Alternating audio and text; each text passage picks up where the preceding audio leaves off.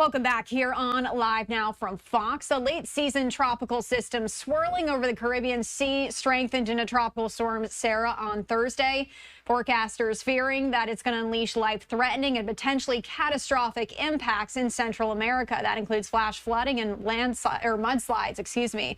Government officials in Honduras have been urging residents living along the banks of rivers and other low-lying areas to prepare for an onslaught of rainfall and potential flooding. Let's bring in Michael Brennan from the National Hurricane Center. He's going to join us now to give us the latest on the storm. Michael, as always, we appreciate you coming on Live Now from Fox. All right, first question for you here. Where is Sara right now? Where is this storm heading? About 40 miles to the southeast of the Bay Islands here, just offshore. But the big story, as you already mentioned, is the heavy rainfall. And Sara is moving westward at only about 9 miles per hour. So this heavy rainfall is going to continue for the next several days. And we're especially concerned about this area along the northern coast of Honduras, where we could see isolated rainfall totals as high as 30 inches. And that's what's going to lead to the potential for that catastrophic flash flooding.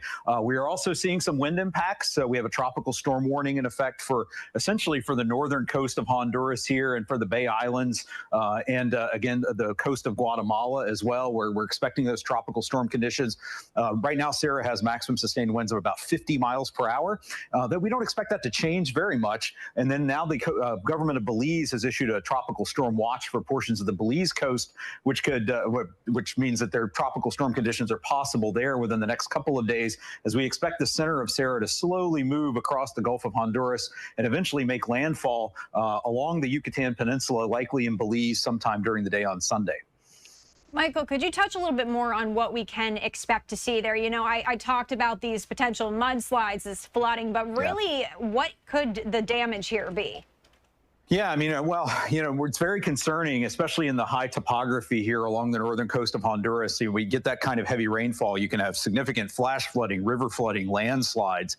And, you know, historically, heavy rainfall flooding has been the biggest potential killer in tropical storms and hurricanes, especially across much of Central America due to the topography there. So it's a big concern. Yeah, and again, we want folks in those areas to listen to what their local government officials are telling them. If they've been asked to evacuate, please try to do so and just try to keep yourself safe.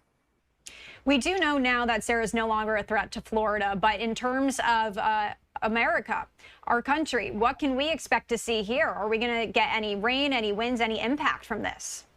Well, we're expecting the center of Sara to basically dissipate over the Yucatán Peninsula over the weekend and early next week. But we could see some of the remnant moisture from Sara get pulled up into the Gulf of Mexico ahead of a strong cold front that's going to be moving across the Gulf during the week next week. That could enhance some heavy rainfall, but not expecting any direct impacts as a tropical cyclone at this point. My last question for you here. We do know hurricane season is coming to an end of November. Do you anticipate any other storms, anything else you guys are watching over there?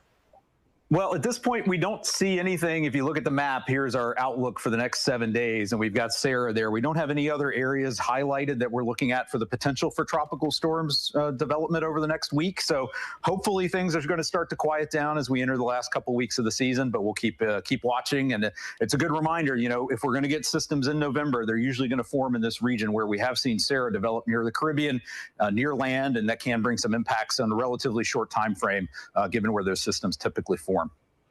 All right, Michael Brennan, National Hurricane Center. Appreciate you, as always, for coming on the show. Thanks.